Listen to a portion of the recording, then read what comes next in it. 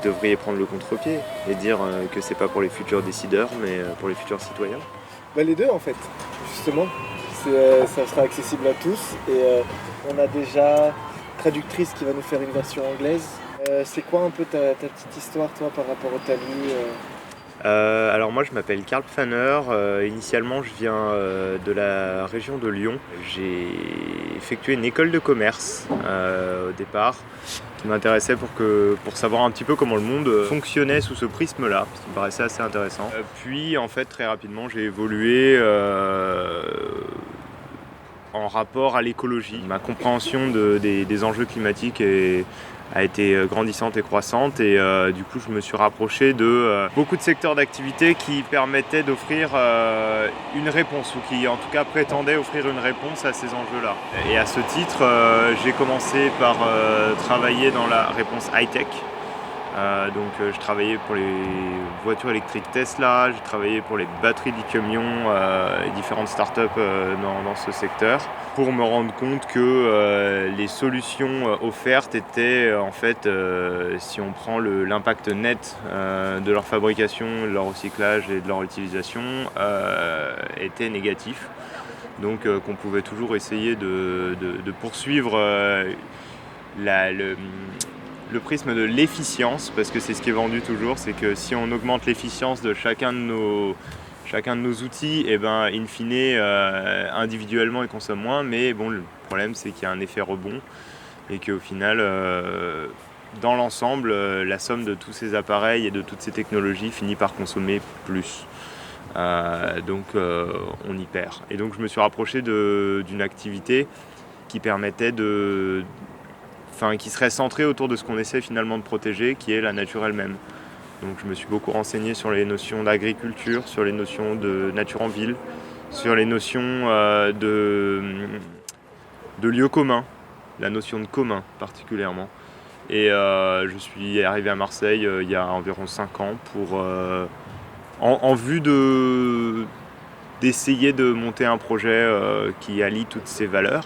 Donc j'ai rencontré Frédéric Denel, l'actuel président de notre association, et Valentin Charvet, mon associé actuel, avec lesquels on a essayé de comprendre beaucoup de modèles à travers le monde, savoir quelles étaient leurs limites et leurs forces à chacun. Et on a essayé de trouver du foncier auprès de pas mal de partenaires différents. Et au bout de quelques années de recherche, on a fini par obtenir une convention sur ces terrains qui composent aujourd'hui le talus et pour lesquels on a commencé il y a 3 ans à partir d'une décharge sauvage à essayer de transformer ces terrains en tiers-lieux citoyens, en ferme urbaine participative et en démonstrateur de ce que peut être un aménagement urbain un petit peu alternatif. Est-ce qu'on a une manière plus propre de stocker l'énergie? Est-ce qu'on en a trouvé ou pas? Alors, C'est c'est simple. C'était l'objet de mon mémoire de fin d'études, le stockage d'énergie. La problématique est rarement dans l'impact du stockage d'énergie. Parce que bon, c'est sûr que si on parle du stockage électrochimique avec notamment les batteries, il y a des problèmes d'impact très certains. Par contre, on peut avoir des volants d'inertie en béton, inclus dans des silos. On a quelque chose qui compose 98% aujourd'hui de notre force de stockage, qui sont les barrages. Donc en remontant de l'énergie, en la redescendant, assez simplement, c'est zéro impact carbone et on fait tourner des turbines. Et ça existe depuis un moment. Le problème de tout ça, c'est pas leur impact carbone net, par exemple comme quand on dit qu'une centrale nucléaire est neutre en carbone, c'est l'infrastructure nécessaire à la maintenir en usage. Et ça, en fait, on est sur des infrastructures délirantes. On est sur des infrastructures de réseau délirantes, on est sur des infrastructures constructives de départ délirantes et de maintenance complètement délirantes, sans parler même du démantelage final de ces infrastructures. Et en fait, c'est jamais pris en compte dans la question, ce qu'on appelle l'énergie grise finalement. Et on remarque que tout le monde essaie de se positionner et de classer toutes ces technologies en fonction de leur impact net en émissions de carbone, mais que personne parle d'énergie grise alors que ça ne disparaît pas. Et donc si on prend ces énergies grises, et en fait on se rend compte d'un seul truc, c'est qu'il n'y a aucune consommation d'énergie qui est neutre. Il y a une consommation d'énergie est une consommation de joules, c'est thermodynamique, hein, donc est extraite du sol et généralement quand c'est pas des énergies fossiles directement brûlées et que c'est des énergies renouvelables, les convertisseurs de ces énergies renouvelables eux-mêmes ont des valeurs d'extraction nette qui sont importantes, notamment en minerais. Et pour aller chercher des minerais qui sont de plus en plus profonds à chaque fois, on a besoin de plus en plus de pétrole, parce qu'on ne va pas les chercher électriquement ces minerais, etc., etc., etc. Donc en fait, on peut tourner le truc dans tous les sens. La seule solution revient à utiliser les technologies les plus efficaces qui aient jamais existé sur cette planète, qui sont les arbres eux-mêmes, en tant que panneaux solaires, en tant que pompes, en tant que matériaux de construction, en tant que vivier de valeurs et de refuge pour toutes les espèces, et consommer moins d'énergie, il n'y a pas le choix en fait. Donc moi j'en suis là en tout cas. Alors oui, effectivement, on nous a dit que vous étiez un peu en lutte ici au talus avec la SNCF qui veut faire une voie ferrée ici. Et donc, est-ce que tu peux nous expliquer un petit peu la situation ? Alors, le truc c'est que, encore une fois, on peut tout voir sous le prisme je suis pour ou je suis contre. Mais c'est toujours un petit peu plus compliqué que ça. C'est pas je suis pour le train ou contre le train, pour l'avion ou contre l'avion.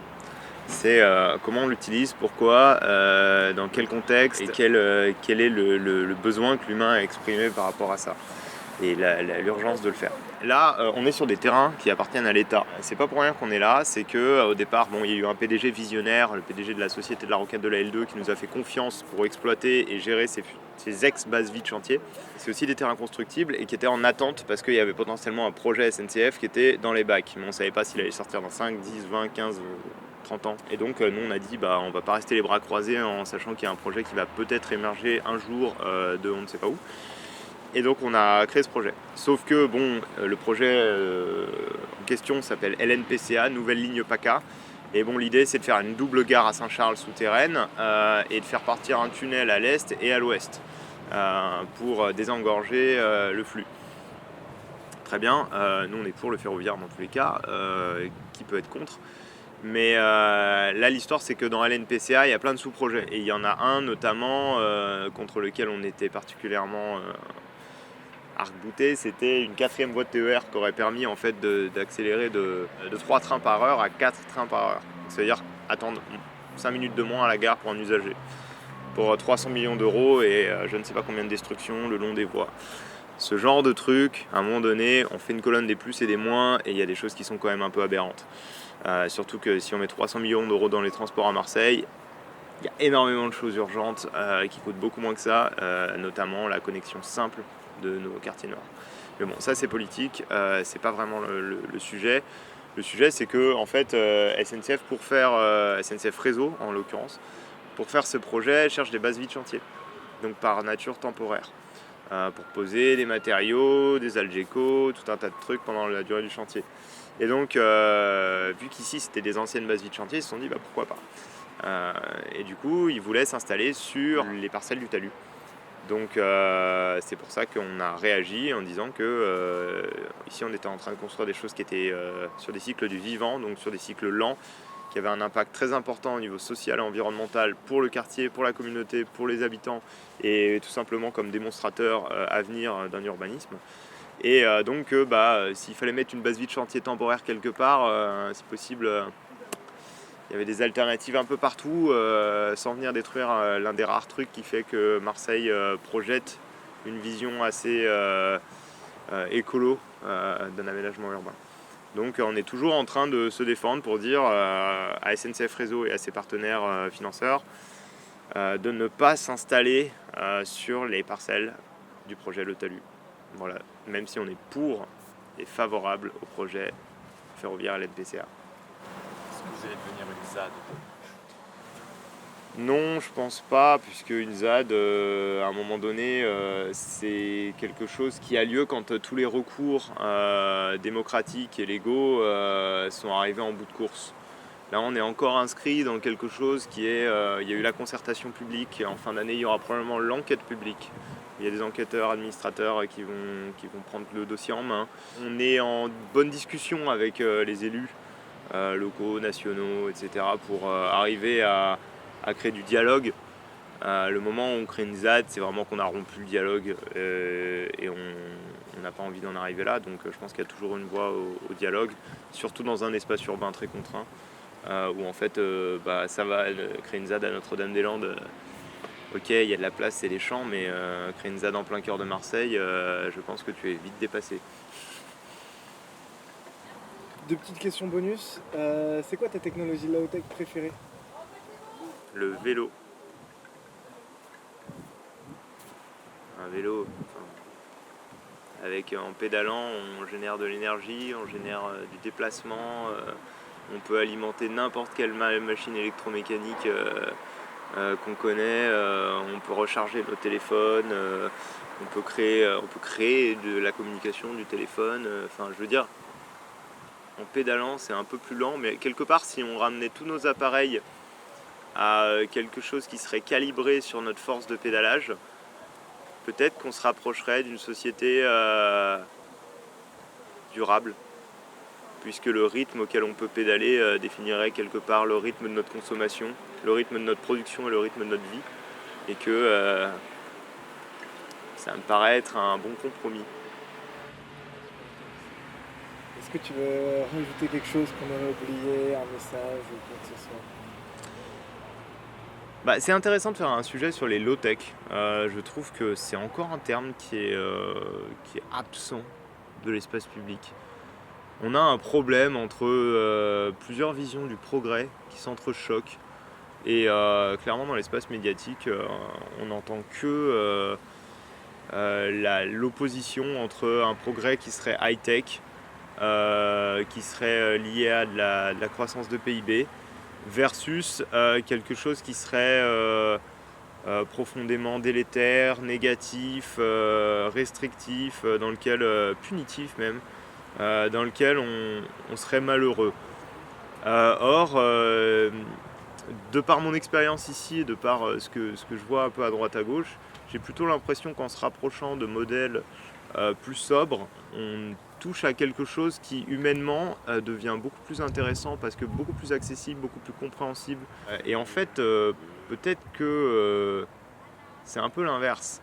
C'est-à-dire que si on arrivait à avoir justement à faire confiance en des low-tech en ayant une souveraineté de réparation nous-mêmes, de construction nous-mêmes, avec ce qu'on a autour de nous, et qu'on avait finalement la main, et qu'on avait le ressenti d'avoir le pouvoir sur notre avenir, on serait peut-être un petit peu moins désabusé. Et aujourd'hui, c'est un peu ce que je ressens, c'est que finalement, il y a un gros bassin militant, mais pas si gros que ça. Le gros bassin des jeunes, ils sont résignés. Ils sont résignés parce qu'il n'y a pas d'offres, qu'ils ont l'impression de rien pouvoir faire, que Goliath il sera toujours énorme, et qu'eux ils seront toujours tout petits. Et je trouve que les low-tech, c'est une manière très simple de se réapproprier nous-mêmes le pouvoir de faire, de réparer, d'aider, de construire ensemble, et il faut lui donner de la voix. Super. Magnifique. Mais bon boulot de journaliste à vous. Merci Je peux vous beaucoup. dire que j'en vois un paquet, et qu'il y en a un paquet qui sont complètement paumés dans ce qu'ils font et qui posent des questions complètement à côté de la plaque. Ça nous touche C'est parce cool que quand- c'est quand même une première expérience pour nous. Ouais. Donc, Mais non, mais finalement vous le faites assez simplement et assez honnêtement, et vous connaissez vos sujets, c'est surtout ça. c'est ça. Quand tu finis par faire du journalisme sur des trucs que tu connais pas et que tu pointes le matin et que t'as rien compris et que tu poses 3 questions à la con, ça donne rien, alors que là, dit que du coup vous pouvez poser des questions pertinentes qui vous intéressent et qui notamment, si elles vous intéressent, vont intéresser beaucoup de gens derrière. Donc, Très bien, merci, c'est Propre. important d'entendre ça pour nous aussi. Et merci à toi pour tout ça. En vrai, c'est des efforts et du travail et ça fait du bien. comme vous voyez, vous étiez vous ce matin dans le champ. La vérité, c'est que ce projet il a été construit par les Marseillais, pour les Marseillais. Nous, on est coordinateurs de tout ça, mais ça a été fait à la force des bras de milliers de personnes qui sont venues filer un coup de main en fait. Donc seul, ça donne rien. C'est la communauté qui construit. Et du coup, chantier participatif après chantier participatif, tous les mardis, avant c'était mardi, maintenant c'est mercredi, en 3 ans, avec des brouettes et des outils à main, on fait des trucs de fou quoi. Donc, Non, mais ça fait. Ça fait du bien des petits bouts d'utopie par-ci par-là. Ouais. Il en faut plus quoi maintenant. C'est comme ça. Ouais, il en faudrait plus, mais bon là on attaque des gros sujets politiques qui sont autres. J'aimais bien poser au début, là c'était si par exemple tu avais une mairie qui te donnait 600 000 euros ou 1 million d'euros pour faire un projet à l'échelle de la ville en low-tech, qu'est-ce que tu fais? En low-tech, Ouais. moi je fais c'est ce que je te disais avant, un laboratoire de fabrication de vélos connectés à tout un tas de machines et on met en place le truc, on met en place une structure bénévole qui les enchaîne et qui les fabrique à gogo et on les diffuse dans la ville. On les envoie partout dans la ville, partout où ça galère, partout où machin, on met des laveries collectives sur machine, on met des chargeurs collectifs sur machine, on balance des vélos aux gens qui n'en ont pas, et en fait que des bikes. Vraiment. Tu regardes en Chine, tu as des amoncellements de décharges de vélos en libre service qui ont duré 1 an, qui se sont fait matraquer par la concurrence, qui ont été bazardés là. Tu récupères tous ces vélos là, il y en a des millions. Tu les récupères dans des conteneurs et tu transformes tout ça en machine de souveraineté. T'as même pas besoin de 100 000 euros. Avec 100 000 euros, tu lances un truc comme ça. Ok, allez, On va ouais, faire des on subventions. fait les demandes et on le lance. Et t'as même pas besoin que la mairie te donne une sub de malade, hein. Tu démarres comme n'importe quel projet. Hein. Ouais, T'écris un petit truc, tu vas demander à trois collectivités, 2 fondations, le grand public de te filer un peu de rond, tu démarres, tu mets un pied devant l'autre et puis ça roule. Hein. Après, même nous, on est formés à faire ce genre de demande, donc c'est intéressant de voir, tiens, à qui on peut rendre service, Ouais. tu vois. Ouais. Ça peut être marrant, ce genre de jeu aussi. Non mais c'est clé en fait. Quand tu vas chez Low-Tech for Refugees, c'est pareil. La question du vélo, construire une remorque, etc. Nous on en a fait là-bas. Avec Low-Tech for Refugees, la dernière fois on a fait des bancs en palette. On génère un nombre d'assises avec ça qui est faramineux. Et en fait tout le monde a la compétence de faire une table et des bancs avec des palettes. Et après bon t'évolues, tu peux monter en niveau, tu peux faire plein de trucs. Mais il y a juste un millième du temps accordé à ça qui devrait l'être. En fait les gens sur leur temps libre va rejoindre le grand atelier partagé, aller passer du bon temps et fabriquer des trucs quoi. Ouais, je pense. Éco. Écho. Ok. Ça Trop marche. bien. Allez, merci pour ton temps.